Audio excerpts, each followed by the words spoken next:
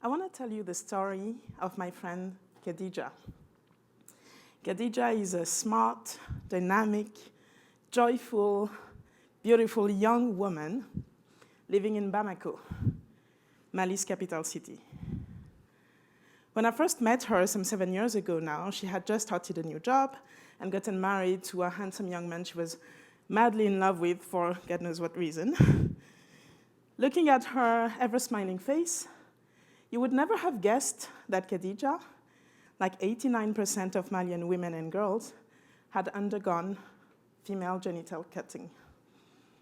FGC is a pervasive cultural practice in southern and central Mali, whereby young girls are taken to some place to have parts of their vaginas removed, usually using very basic cutting instruments like kitchen knives or scissors. Sometimes they are sewn back together, only to be ripped apart again years later on the eve of their wedding night. All of this, of course, without anesthesia. Not only is the practice traumatic beyond words for the women and girls who endure it, but in fact it leaves most of them with, for those who survive in fact, because not everybody does, but for those who do, it leaves them with lifelong consequences on their health, such as higher risks of genital infections and, maternal mortality risks that are much higher. This is one of the reasons why Mali is the 13th highest country in terms of maternal mortality risk in the world. Ranks 1 to 12 are well occupied by other FGC practicing countries like Somalia, Guinea, Afghanistan, you name it. Now, if you're anything like me, when I first found out about this practice, you might wonder, why do women in particular, mothers and aunts, put their own daughters and nieces through such a horrific practice?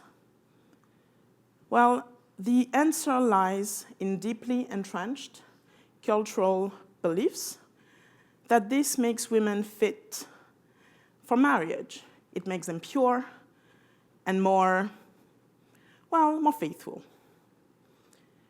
So the reason why these women do that is not because they hate their girls.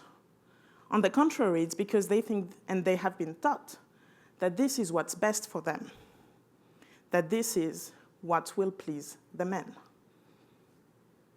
You know, when we talk about violence against women, we tend to mainly, first and foremost, think about the various forms of coercion that are exerted by men on women.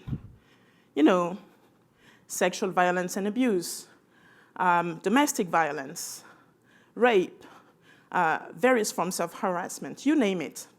And we should talk about these things because they are serious concerns that must be tackled if we want our societies to be safe places for everyone. But what we talk much less about is all of the other forms of violence that in fact engage women themselves in perpetuating it. You see, it's very important, I believe, that we try to have this broader conversation because this conversation is about what we expect of each other and what we expect, including of women. You see, gender inequality incentivizes women to buy into patterns of behaviors that turn against them.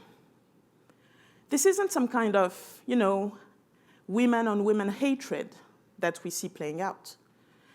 It's much deeper than that. It's survival mode.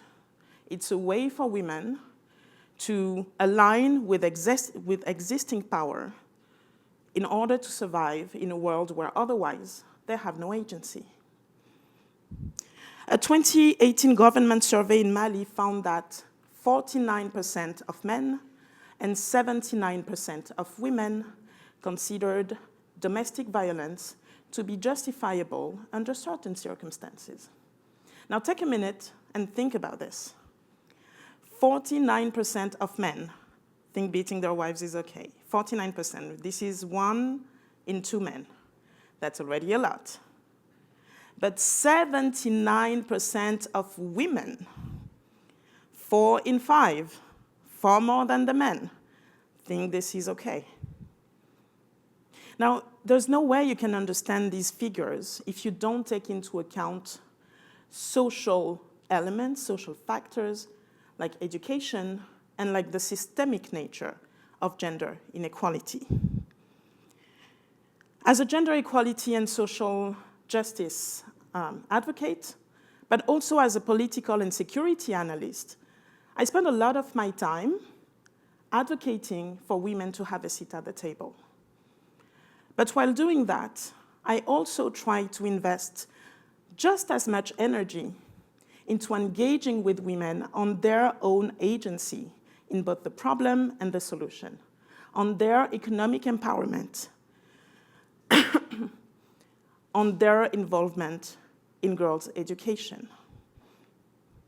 I do so because I recognize that women do not live outside of society, they live within them. They're not somehow magically or naturally immune to the dominant social norms around them. These are conversations that need to be had. We must fight, I believe, for women to have a seat at the table, but in doing so, we must also work with women to break the cycles of intergenerational violence that incentivize them to engage in violence against other women and girls. You see, the twisted genius of patriarchy is that it gets, like any other oppression system really, is that it gets not only the people who benefit most from it, but also the majority of the people who suffer most from it to buy into it. So as each of us go back to our respective countries, occupations, and struggles, I would like to invite us to just stop for a moment and think of all the opportunities that we have to break these cycles, to improve democracy and the rule of law through women's participation that is meaningful and transformational. I insist, transformational, meaning that is not just the continuation of harmful patriarchal values in dresses, but a real rush of new blood, new thoughts, based on values that are associated with gender equality and social justice. I think this is the best gift, one of the best gifts that we can give to ourselves and our societies. Thank you.